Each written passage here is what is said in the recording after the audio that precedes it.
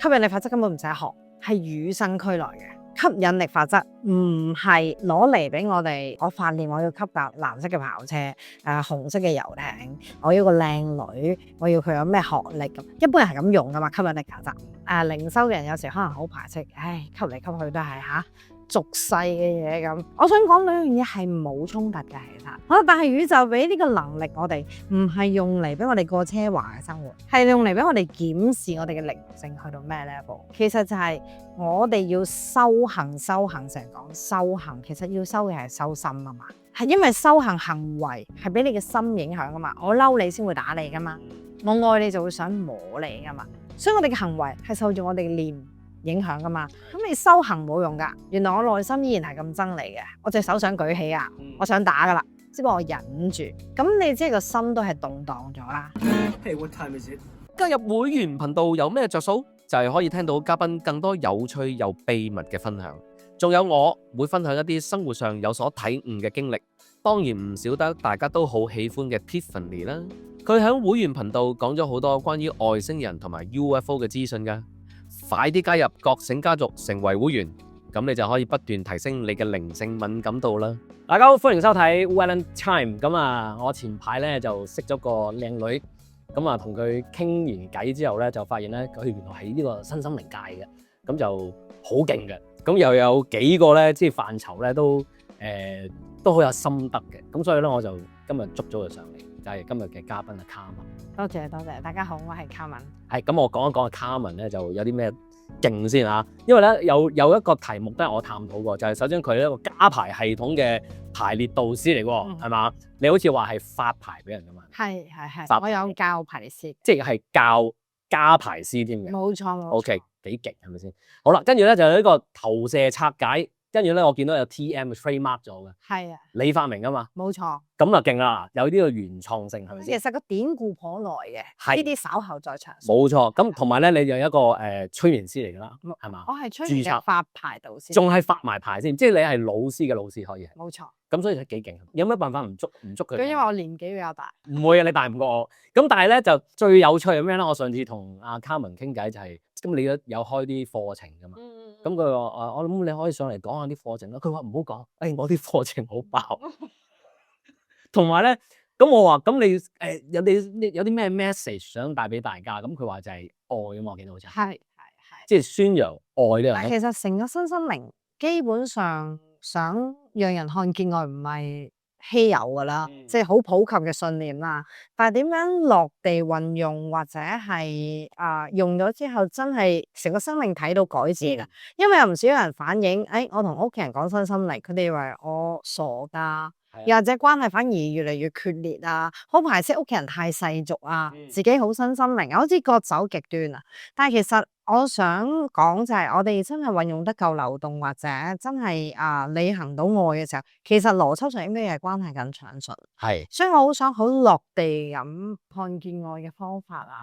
係啦。所以咧就呢個好打動我覺得，就係讓即係大家看到愛呢樣嘢咧，其實就後面一串問題咧，其實甚至再貪心啲，係用靈性喺二元世界上，唔係用人性。即係我有做過啲節目集數啦，就係講我哋人格上嘅自己，即係我係 Carmen，你係 Wallace，但係我哋靈性上嘅自己點樣可以用靈性去生活，但係二元世界係會好暢順，係將佢合一而唔係分離嘅，即係唔係我靈性清高咗咧，同物質界就脫軌嘅。呢個係最緊要嘅，嗰個叫做契入啊嘛。係，即係有啲人係 we 運到好徹底嘅，咁同個生活就脫節咗。譬如即係唔使揾食㗎啦，個天會安排，宇宙安排。咁呢啲係彎咗嘅，喺我眼中係覺得。你講嘅呢種係脫軌啦，另一種就係出世修行。我相信你都知啦。咁可能又要離開親人啊，放棄世俗啊咁。兩者我都覺得合一嘅道路嘅，即係如果你行緊靈性嘅道路，個人應該係合一嘅，係唔係應該會有排他性嘅。所以我自己覺得入世修行，你都收到，咁應該係最合一嘅。係，但係出世修行又另一款嚟嘅。冇錯。但係唔係個個可以出世修行噶嘛？冇錯。同埋出世修行，你唔好以為即係我當譬如嗰啲和尚啦，或者係啲修院嗰啲即係牧師又好咩都，咁其實你話佢即係出家人。離開咗個世俗啫，咁但係你要做一個和尚或者做一個傳道人，你會咁簡單？即係佢哋都 harsh 噶嘛，即係嗰個生活，但係啊佢哋點解要 train 個 harsh，令到自己強大，你先至可以有人行埋嚟？阿牧師啊、和尚，我有問題咁樣，你即係先可以幫到人。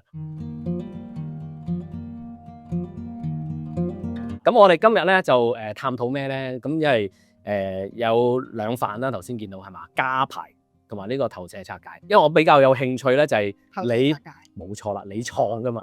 因為你講話你創出嚟呢樣嘢咧，就好 interesting。我會點樣去區分咧？係其實佛學，譬如唯識學啦，佢哋都有譬如境隨心轉啊，呢啲大家都聽過啦。或者 New Age 會形容為意識創造實相啦。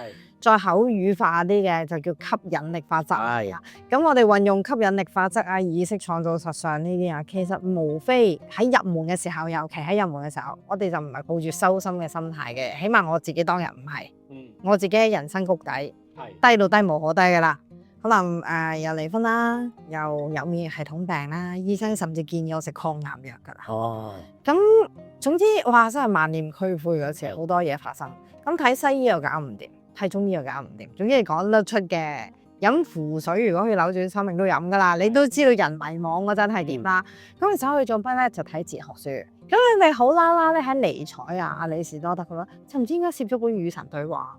但係我喺20年前香港都唔係咁入門嘅，即係好稀有嘅。其實嗰時身心靈唔係而家咁普及㗎。而家你經過啲瑜伽中心都話身心靈㗎嘛，係咪？咁你嗰時候掹出嚟睇，哇！一睇就好打動㗎，覺得。但係呢啲嘢要一知半解喎，即係佢話一切都係我自己創造翻嚟啊，我吸引翻嚟啊，你都唔知佢講乜鬼。咁我自己都會同普及嘅觀眾有同一個疑問，就係我都冇發過念我要食抗癌藥，點解係我吸引翻嚟嘅咧？點解係我嘅意識創造翻嚟嘅咧？等陣先，打斷你先。你睇講緊係睇與神對話，冇錯。你有冇宗教信仰嘅？冇，即係唔係話信神。我幾唔中意宗教添。點解咧？我自細我嚟自一個比較破碎或者體罰好重嘅家庭，我媽咪就係非常信佛嘅。咁我覺得哇，喺信佛。係咁樣嘅咁，個讀嘅學校又會有基督教啊，又會有唔同嘅宗教啊。你問啲 question 又成日俾人鬧。咁即係呢個係行為同信仰嘅極度反差，令到你極度反感。係啦，我實反感嘅。咁所以咧嗰刻攞起個與神對話，突然間哇，好大嘅反差。其實佢唔係主張宗教信仰噶嘛，你都知啦，你睇過好哲學性嘅。其實我覺得呢本書，咁我突然間覺得，如果佢講嘢係有道理，因為好似幾 make sense 啊，聽落去嚇。如果係咁嘅話，咁我點創造我實相翻嚟咧？或者大家有睇賽斯書啊，其他新心靈書，我會追去睇啦。喺我時間睇係咪？咁我覺得有冇搞錯啊？啲嘢係我創造翻嚟，但係連昔日幾千年前嘅佛學都係咁講喎，又話一切唯心造啊，點搞先呢劑嘢？即係舉例，啲客實問我，渣男有我發念吸翻嚟嘅咩？腎衰竭呀，我吸翻嚟嘅咩？大家覺得唔啱啊！件事係咪？有時咧寫下嗰啲，即係你知啦，睇 secret 啦，睇秘密嗰本書啦，吸引力法則，佢建議嘅寫信啊，呢啲方法又好似 work 地嘅喎，時 work 時唔 work 咁。即係你嗰時係做晒呢啲嘢。冇錯。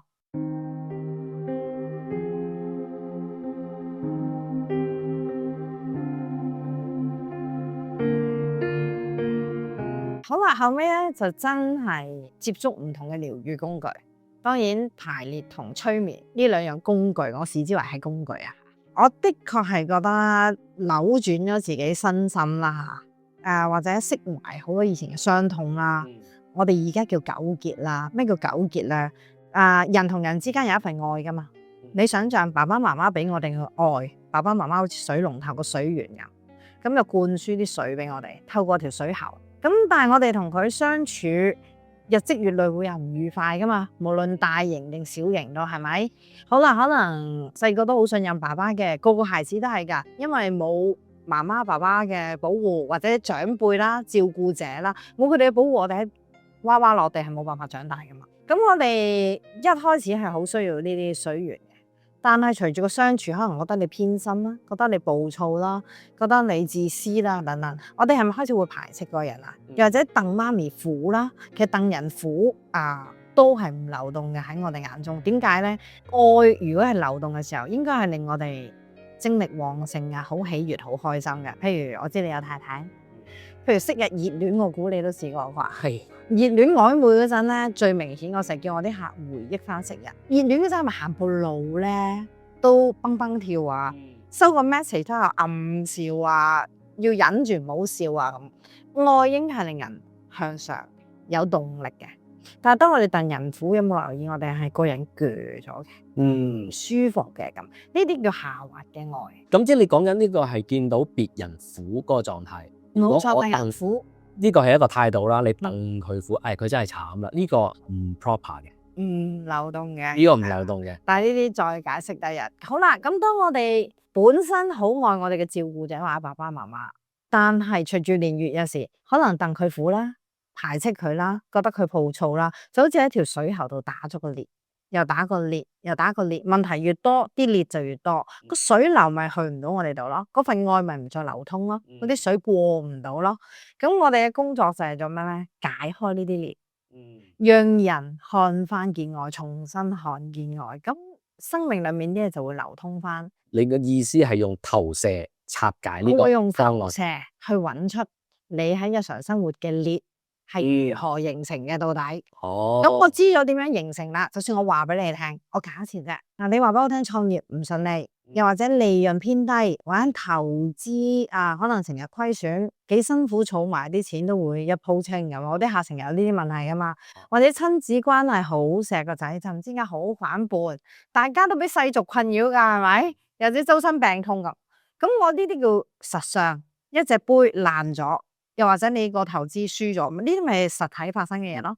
但係佢點樣緣起嘅咧？佢後面個根源係咩嘅咧？投射。我聽咗你對呢個杯嘅形容，對呢個投資嘅形容，我就可以憑住你啲形容去揾出後面嘅根源所在。但係問題嚟到，就算我揾到，譬如我舉例，可能你投資譬如薄利，就係因為同太太嘅感情可能太微弱嗱，我作㗎咋，我知道可能同太太關係好好，即係舉例説㗎咋，舉例説係啊，個客知道，佢知道要行翻近太太修復關係咁，但係話明已經有牙齒印啊嘛，已經好多死裂啊嘛，有時知而行難噶嘛，咁佢哋就會話唔得喎，我真係記住佢曾經出軌喎，得喎，我今晚翻去嗌佢做老公，但係佢又好大聲同我講嘢喎，又好憤怒喎，我對於人哋咁大聲對於人哋控制我，我係好排斥喎咁喺呢個時候我就會出動工具，咩叫工具？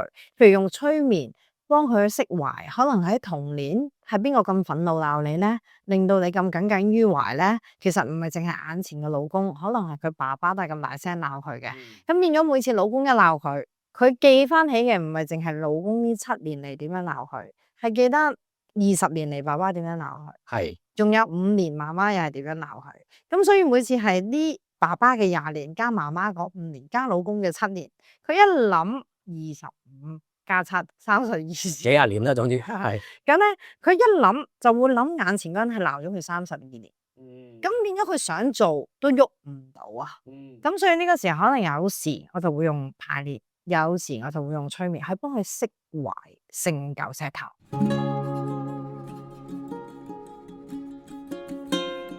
其實你而家咁講咧，我已經即刻諗到我有啲朋友有啲咩問題啦，譬如婚姻係最咩噶啦，最難搞噶啦。咁即係譬如我有個朋友，佢最近咁難，即係佢係同個太太冷戰咗差唔多成年啦，根本又唔係好多溝通啦，已經可能甚至分開住咁樣。咁但係就不知道原因咁樣嘅，即係不知道原因咁樣。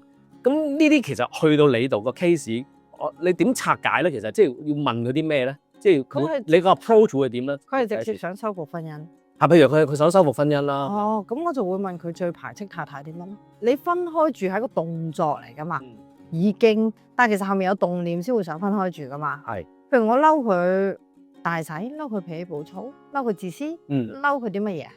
咁我就會幫佢揾呢嚿嘢。你個拆解方向係喺個事主度嘅。係。會唔會聽埋個事主講另一半或者第二啲人物嗰啲嘢嘅咧？嗱，我會聽佢點形容其他人，但係記住。吸引力法則又好，意識創造實相又好，係我嘅意識創造我嘅實相嘛，係咪？所以我個焦點會係修復嚟嘅嗰個人，咁佢個實相就會唔同噶啦。因為好多時咧，啲人會將嗰個問題唔會放喺自己度，我就真係唔係我衰啦，我老婆衰，梗唔係我衰，我老公衰，即係呢一樣嘢。我自然有辦法引導我哋嘅客人，甚至包括我自己，所有嘅事睇自己先，睇咗自己先，同埋你嘅互動唔同，對方就唔同。即係主要都係其實針對係睇翻自己，冇錯冇錯。對某一件事物，或者你可能會係咪會 raise 一啲議題啊，或者係事物，你話俾我聽你點睇？因為我記得你上次同我睇過噶嘛，我都做咗 round 噶嘛，好 funny 嘅，都幾得意嘅。就唔係有心問嘅，係唔係？我係旁聽，你就形容自己嘅 YouTube channel。係啦，佢叫我形容我個 YouTube channel。係啊，咁我不妨話俾大家聽，我點形容？我記得我好似係話好獨特，跟住就唔賣帳，係啦，係咪類似咁樣啊？係你話你好獨特嘅個 channel，同有別於其他嘅頻道，香港係冇人咁樣做嘅。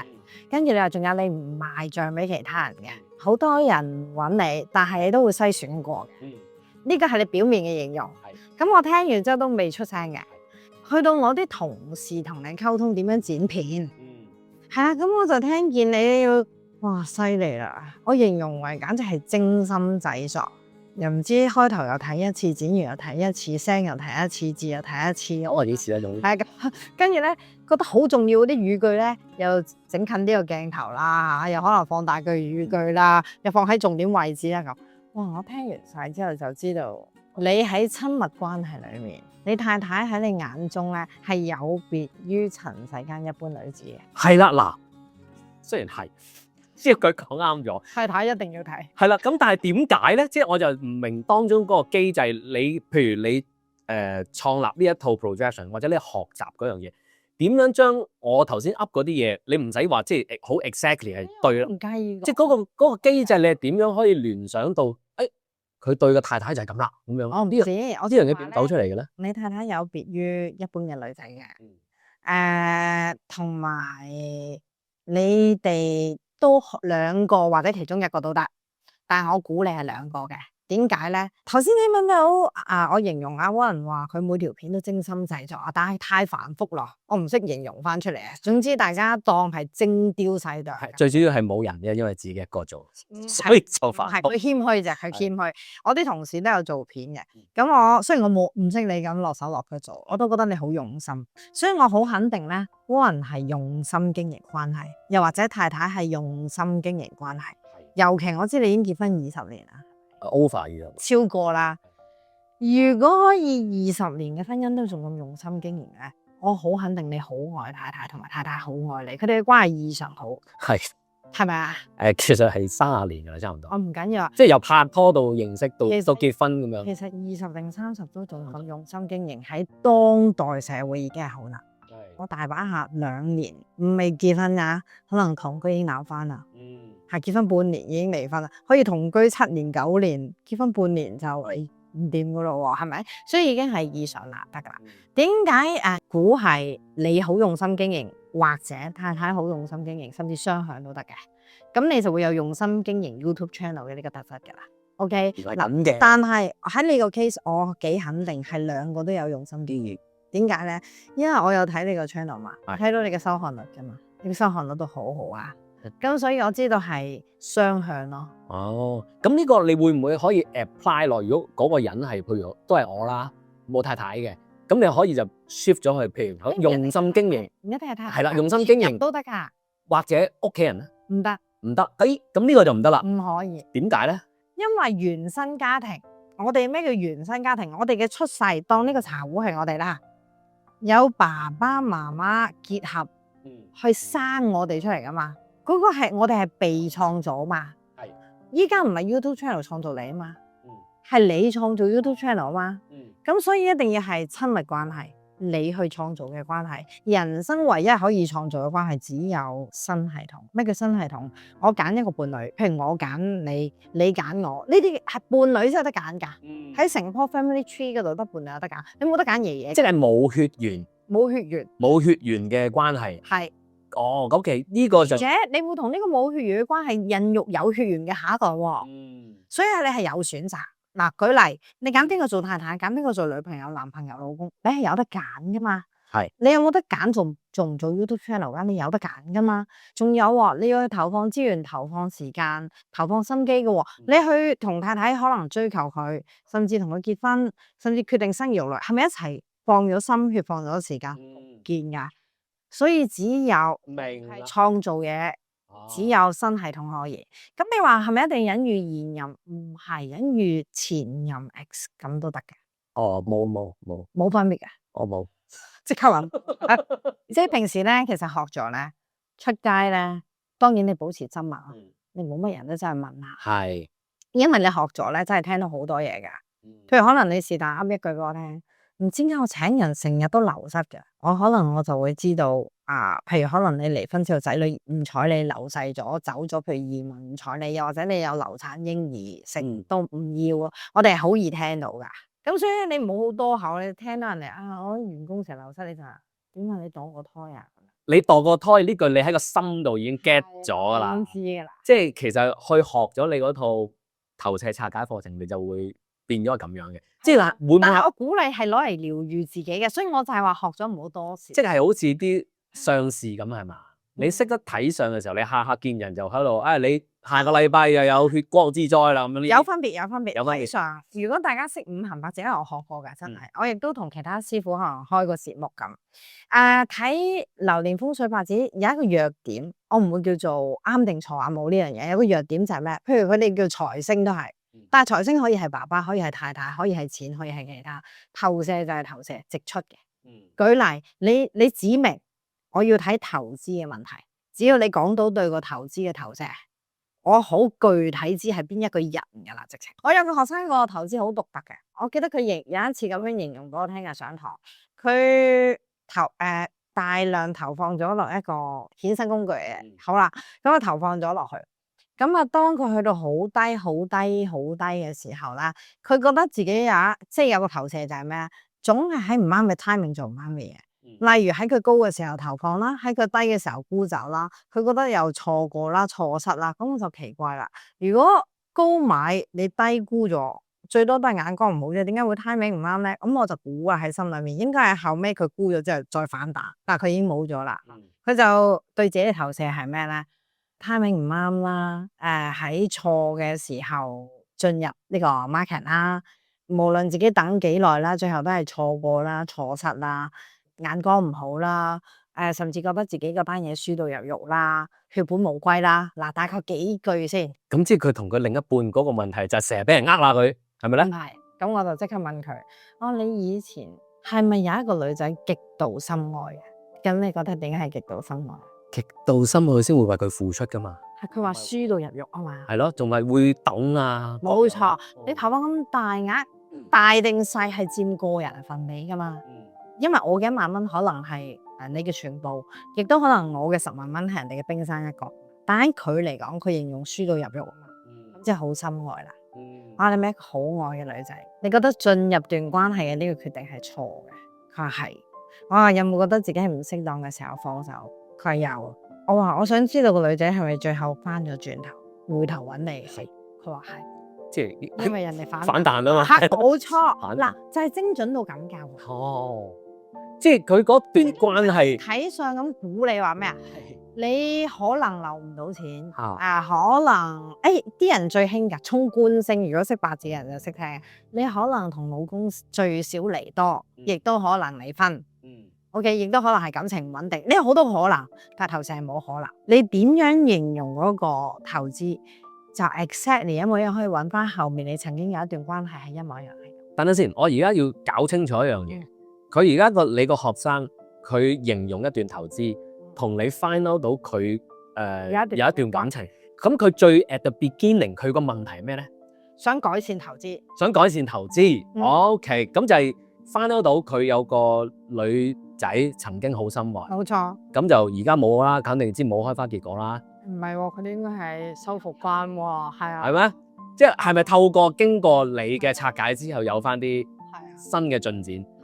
哇！咁呢個你後話啦，你陣間話翻俾我聽，即係 find out 事後究竟係咪真係？我又冇持續跟進啦，但係佢之後有上拆解班咧，佢有講俾我哋聽，佢係同佢重新。因為你而家講緊呢一樣嘢咧，其實就係可能係拆解咗一啲佢冇 expect 去拆解嘅。好啦，點解我要咁樣拆解咧？冇錯，攞就係要即係反而拆解咗啲佢冇 expect 去拆解嘅嘢啊！冇錯。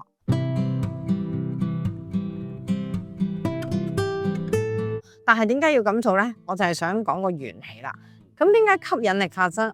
如果係存在或者如果係生效，我都冇發一個念要破產，我都冇發一個念要遇到渣男。咁點解呢啲嘢俾我吸咗翻嚟咧？呢個一個 question mark 啦。係。咁我而家就係想講解咩叫投射，點解要拆解佢？即係好地地有啲投射，點解要瓦解開佢咧？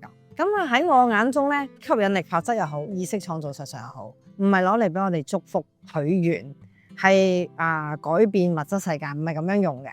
因為咧既然佛學又流傳呢個境隨心轉啊，一切唯心造啊咁到底點樣做出嚟先得㗎？好多人都冇發過念，佢就走咗出嚟。我有發念嗰啲咧，譬如我成日話我想要翻多啲錢，我想身體健康，佢冇嚟到喎。係。咁點解會咁咧？係咪？咁我就隨住我接觸咗身心靈之後，自己唔單止係療愈自己啦，係淨覺得我好迷呢樣嘢，好有興趣啊！咁我做好多諮詢噶嘛，一對一咁啲客傾心事，我會作低噶嘛。我後尾慢慢儲多啲，儲咗10幾20年呢啲數據，我就會好奇怪。其實頭幾年咧啲數據已經好多，因為我一日做2個 case 又教班，咁都唔知教咗幾多千人定幾多萬人都冇數過啦。當我去睇，咦？點解嗰個人形容儲唔到錢嘅內容好相似，同爸爸係一模一樣？譬如嗰啲，我覺得爸爸好揦撒，佢形容錢好揦撒。覺得爸爸份愛要得到係好難，知道爸爸好錫自己，但係要得到佢嘅愛太難啦。例如以前啲年代有行船啊，係啊，有啲人又會早逝啊，咁所以佢知爸爸好愛佢，但係要留住係好難。所以我有啲客個投射就係咩咧？要揾錢唔難，但係要留住啲錢好難。咁因為佢知爸爸好錫佢嘛，咁咪輸入唔難咯，但係留住好難。即係呢個係共通點嘅喎。冇錯，即係好多 similar 嘅 case 都係咁樣。唔係好多，係個個都係，只不過佢哋 similar 嘅地方唔同。譬如嗰個人今日入嚟主要講婚姻咁啦，咦？我睇到佢個投資同婚姻一模一樣。咦？佢哋點解鬧個仔嗰啲嘢咧？我喺佢鬧老公身上完全揾得翻。咁我就慢慢明白，其實真正嘅所謂意識創造實相，同我哋靈修係直接掛鈎嘅。我會畫一個三角形，個三角形係點咧？靈修即係身心靈啦吓，靈修係等同二元世界。點解會等同？個答案就解釋啦吓。吸引力法則唔係攞嚟俾我哋純粹我發念我要吸搭藍色嘅車、藍色嘅跑車、紅色嘅遊艇，我要個靚女，我要佢有咩學歷咁，一般人係咁用噶嘛。吸引力法則，靈修嘅人有時可能好排斥，吸嚟吸去都係俗世嘅嘢咁。我想講兩樣嘢係冇衝突嘅，其實我後尾發現咗係點咧？其實就係我哋要修行，成日講修行，其實要修嘅係修心啊嘛。係因為修行行為係俾你嘅心影響噶嘛。我嬲你先會打你噶嘛，我愛你就會想摸你噶嘛。我想你開心我就會送禮物，我想傷害你我可能打你一巴咁。所以我哋嘅行為係受住我哋嘅念影響噶嘛。咁你修行冇用噶。原來我內心依然係咁憎你嘅，我隻手想舉起啊，我想打噶啦，只不過我忍住。咁你即係個心都係動盪咗啦。係，所以我嚟緊同大家講係個心，唔係個行，即係唔係修行。好啦，如果唔想我哋嘅行為係咁，就要修個心啦。嗱，個心就包括2樣嘢，就係投射嘅精髓啦。就係我哋嘅情緒。即係五蘊。OK， 我哋嘅五蘊吓，我哋嘅情緒同個意識。咩叫意識？我諗嘅嘢，譬如我覺得你偏心，我先會有憤怒噶嘛。所以個念同個情緒係一齊嘅。係，我覺得你做咗一樣嘢，我好中意嘅，你可能你送咗束花俾我，我開心，就係因為我睇到束花，我個念就係咩？代表你緊張我，然後我就會冧，我會快樂。譬如個仔考到好成績，我有個念就係咩？好咯。就唔使擔心落出人頭地，咁我就會有安頓嘅感覺，或者有好錫個仔嘅感覺。嗱，呢啲嘢係咪愣住咗啊？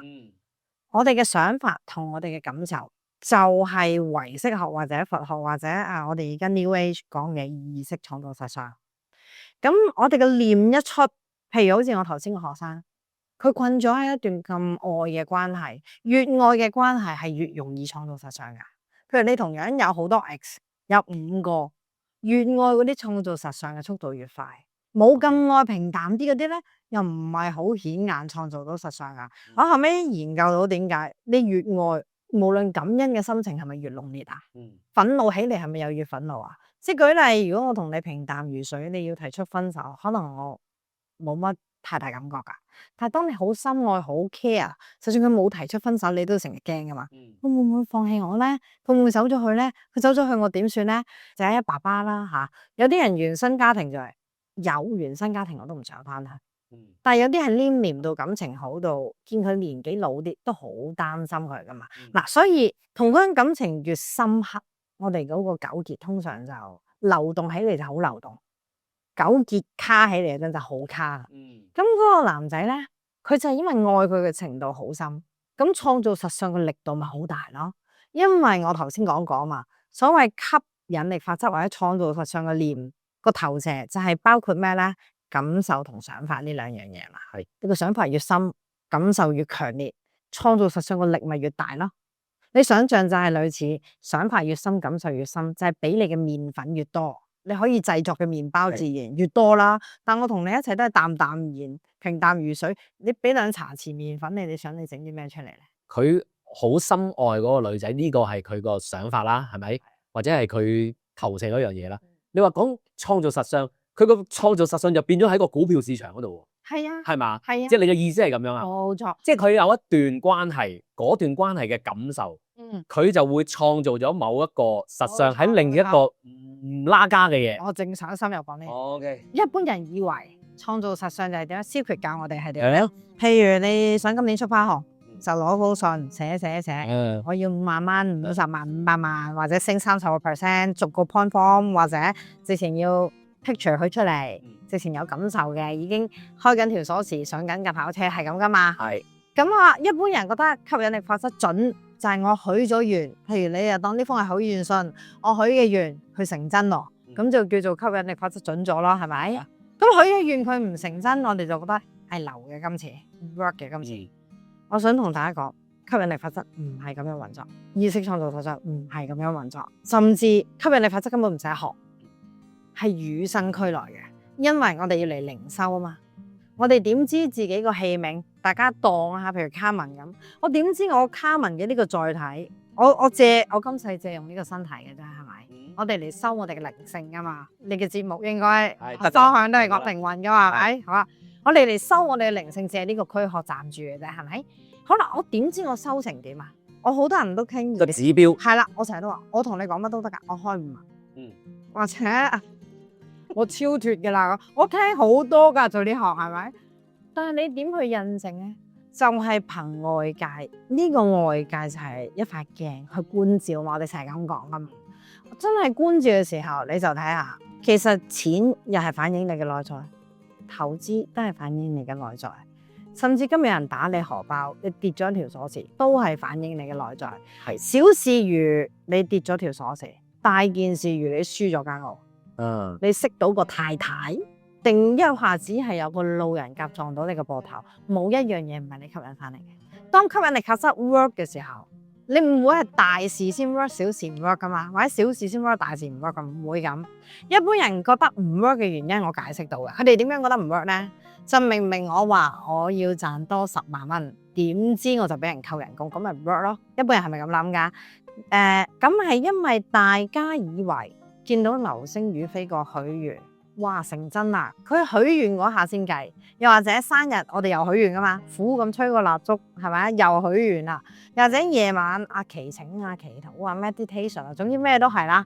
大家以為刻意許願嘅時候先叫心想事成，唔係。絕對唔係，係由你每一個意識、每一個意念發生嘅時候。我舉一個例子，我上堂成日舉呢個例子。譬如琴晚慶祝完生日，我祈請我今年人工一定翻3倍，投資收益更好，我決定過豐盛嘅人生。哇，講到好慷慨激昂嘅嗰日，好，點知我一瞓醒收到張稅單，一打開又交稅啊！係好啦，如果你係宇宙，你判斷我啱啱呢句說話係匱乏定係公正噶？匱乏。又交稅啊嘛，仲要噶係情感嚟噶嘛？你見過嗰個係對錢係咩感覺啊？ negative 嗰啲係冇咯，又或者又喺我身上。係咪正路應該？哇，正喎！你睇我交幾多錢稅？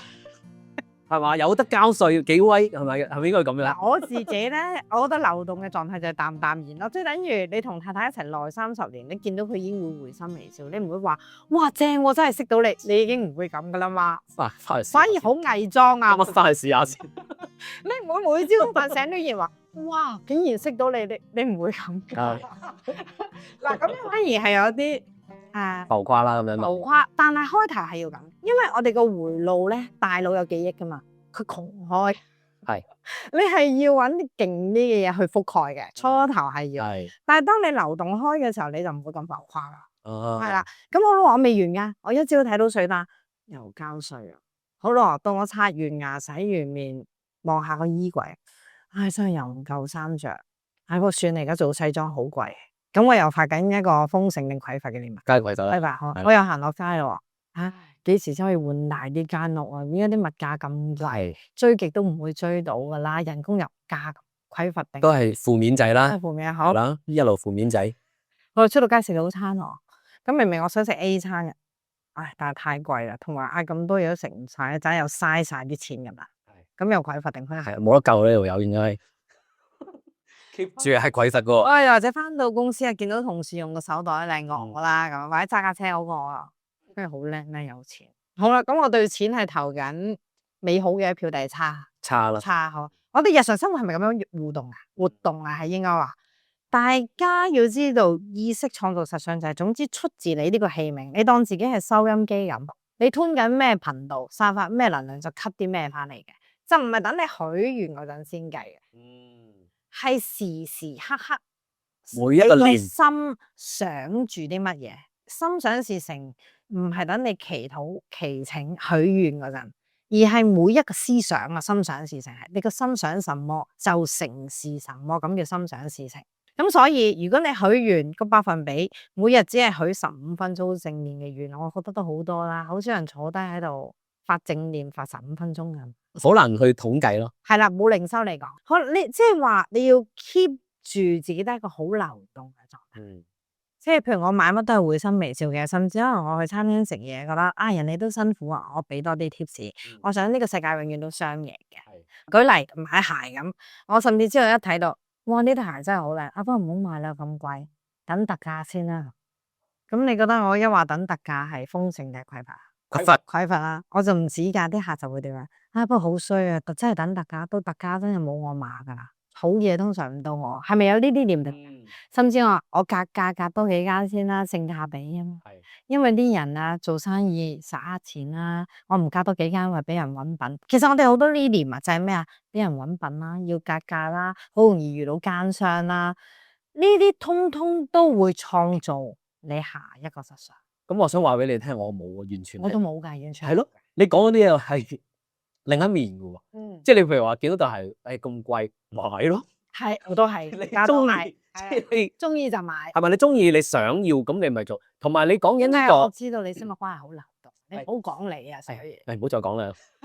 唔係，我就想問下，即係呢個你講緊吸引力法則呢樣嘢咧，即係其實千絲萬縷噶嘛。但係你係講緊你每一日嗰個念頭咧，冇錯。譬如我當你真係想話我要今年年尾之後我要加薪呢樣嘢，你許咗就算噶。咁但係你每一日嗰個生活上嗰個念頭，你都係要係好正面。唔使係咪咁樣啊？我開班就係俾捷徑大家啊嘛。OK，係啦，咁你去講啦，因為呢樣嘢講緊，喂我許一個願同過程發生嗰啲嘢，係咪幾時出現，用咩方出現？宇宙送我哋吸引力法則呢個能力，我最唔中意用吸引力法則呢個字嘅，不過好靚啊，係啊，好普及啊，因為係每一個人一出世，你自帶呢個能力㗎。你就係一嚿磁鐵，你吞佢係乜嘢 energy 匱乏，你就專吸匱乏嘅實相噶啦。係，當你係覺得啊幸福先係你嘅主調，你就專吸幸福嘅實相翻嚟生命嗰度啦。好，但係宇宙俾呢個能力我哋，唔係用嚟俾我哋過奢華嘅生活，唔係用嚟俾我哋吸個靚女翻嚟，吸個俊男翻嚟，唔係咁用嘅。係用嚟俾我哋檢視我哋嘅靈性去到咩 level，係好流動啦，定係好棘啊？看呢個世界係美好啊，充滿愛，定係充滿恐懼同埋充滿匱乏嘅咧？咁係世事萬物嘅誕生，好似一個指南針導航我哋嘅。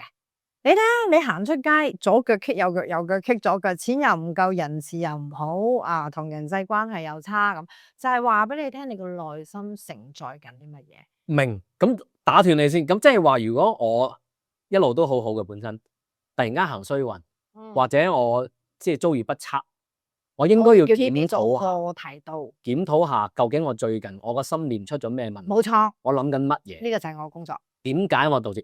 咁我就明，即係我正想問就係頭先你講個成個投射，你個投射就係幫你揾出點解你有呢啲不測，點解碌親隻腳？係啦，同埋同某個屋企人啦或者伴侶嘅關係嗰樣嘢，跟住個 solution 係咩咧？就係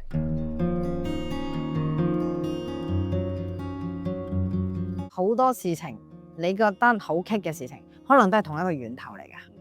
宇宙為咗讓你知道，你同某一個人。我哋叫業力啦，係咪？我哋業力都有分好同負面噶嘛。嗱，喺我眼中冇負面嘅呢個世界，只有未超越嘅課題，我哋叫做負面嘅啫。OK， 但係我要用啲通用語言去同大家溝通。業力都有流動同糾結之分噶嘛，係咪？當我成日做有意嘅事，我都會有啲好事降臨噶，嗰啲咪叫好嘅業力啦，係咪？譬如我細個，我真係真人真事嘅。我細個同爸爸係覺得爸爸好錫我嘅。但爸爸可能喺我5、6歲已經長期唔喺我身邊噶啦，所以我揾錢係容易嘅，細個已經，但係留錢係好難嘅，永遠咧都係月光族或者左手嚟右手去，係嘛？我除咗錢係咁樣之外，我以前嘅親密關係都係咁嘅，我要親密關係係好容易得到嘅，但就係總係冇一段關係我想留住，因為我對爸爸呢個意識有呢個感受。我唔單止會創造金錢係咁，有機會我創造一個太太、老公，總之伴侶層級嘅都會係咁。因為你留唔住爸爸，你意思係啦，留住爸爸，或者唔想留住。因為我到長大咗係開始唔中意佢離開我哋嘅家庭嘅話，我都唔想揾佢連，係咪？好啦，又或者我遇到嘅上司，因為爸爸係可以隱喻好多樣嘢，衍生出嚟好多樣嘢㗎，所以有機會我啲客行入嚟。佢嘅金錢問題同伴侶問題，同埋親子問題或者上司問題，都係源自於同爸爸之間嘅，就衍生咗出去。咁可能你哋會話，咁點解呢個爸爸會衍生咁多嘢出嚟？其實連咁都係有功能嘅。宇宙設計嘅任何嘢都係完美無瑕嘅。好簡單，爸爸同你相處唔開心，我哋好多人都會揀咩啊？唔好理佢咯，唔再揾呢個人咪唔使煩咯。但呢個屋企咁麻煩，放棄就算啦，係咪？但係如果嗰係你靈魂嘅課題，邊有得話放棄就放棄咁着數？係咪即係我忘記佢，我壓抑佢，我唔諗佢，呢樣嘢就唔困擾我。好啦，咁你冇去正視呢個課題，就好似我哋有傷口就揀黐住佢，封住佢，埋住佢咁。於是咧呢個能量就要衍生第一關卡俾你睇啦，佢哋嘅錢先出問題。OK， 你都唔正視佢，啲人好阿 Q 噶嘛，多有多使咯。少有少使啦，都幾清高啊，係咪啊？兩袖清風咁樣，咁可能就衍生多一個你好愛嘅人，呢個人再離開你，你就更痛。咁都再去俾機會你面對，你都未面對咧，健康噶咯，係咪？可能係未住，可能未住。呢個人會衍生下一代。通常我啲客好緊張下一代，比較到肉嘅個衰佬咧，點樣死啊？點樣衰咧？有咗阿仔之後咧，就可以被忽略噶啦，因為佢哋將嗰份愛移情喺孩子嗰度。譬如阿爸唔長進，我就想個仔長進啲啊。係啊，老公唔陪我，我搵個仔陪咯。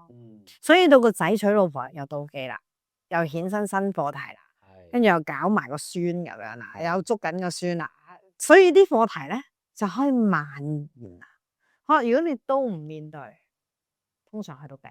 即係其實我哋日常生活咧遇到所有嘅問題啊，都係同屋企人、伴侶有關啦。你可以咁講，但係唔止咁簡單嘅。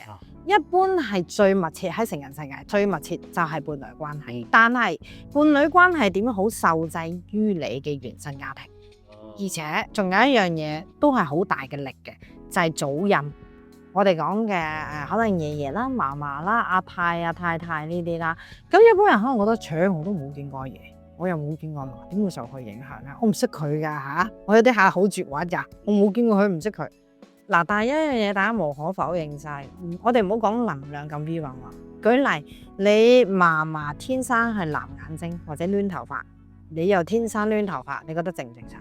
遺傳學上有冇呢個根據？有噶，甚至犯罪學其實喺心理學上都係有遺傳噶嘛，係咪？咁喺呢一樣嘢上面咧，大家有時可能會忽略咗就係我哋對祖輩嘅感恩啊，所以有時咧甚至牽涉到我哋叫祖先嘅元素。例如有好多人其實默默成就或者付出嘅，喺以前尤其戰亂啦，屋企有啲大型事件啦，好多人命傷亡。以前打仗年代好容易嘅啫嘛，有時所以我甚至要啲客去感恩埋祖先點成就我哋某啲 case 係。咁如果你講緊祖先咧，我想問下成個投射拆解啦，你無論你做或者你教又好，跨唔跨維度嘅咧？唔跨，我唔知，即係係啊！即係我意思係會唔會話前世嗰啲去唔去到嗰啲層面嘅咧？會用催眠啊？嗰個去到催眠，但係我覺得唔需要搞前世。係入搞緊現世先啦。係啊，你搞掂而家先啦。因為前世同今生係息息相關㗎。但係我依家再講落去咧，可能用你好多集數，一集講唔到呢個部分。唔緊要，我哋今日傾到呢度先。好，我哋遲下再講呢個家排好嘛？係啊，因為係啦，家排都係你嘅強項嚟㗎嘛。我哋留翻家排再傾好唔好？好。我哋今日傾到呢度先。今日非常之多謝阿 Carmen。咁啊嗱，你話你唔使即係 promote 你嗰個投射拆解課程啊，但係我相信有啲觀眾即係聽完之後咧，都好想即係究竟了解下呢個係咩嚟嘅。咁大家咧就不妨咧 click 翻入我條片嗰度，咁咧就有阿 Carmen 咧，你有資料我要先安排 IG 啊嗰啲啊，全部你自己去翻咯。究竟係值唔值得去學啦？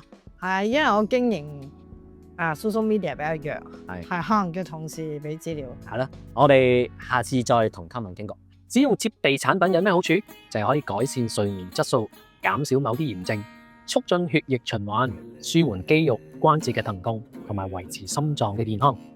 快啲去 Yours 睇下有啲咩接地產品可以幫你改善健康。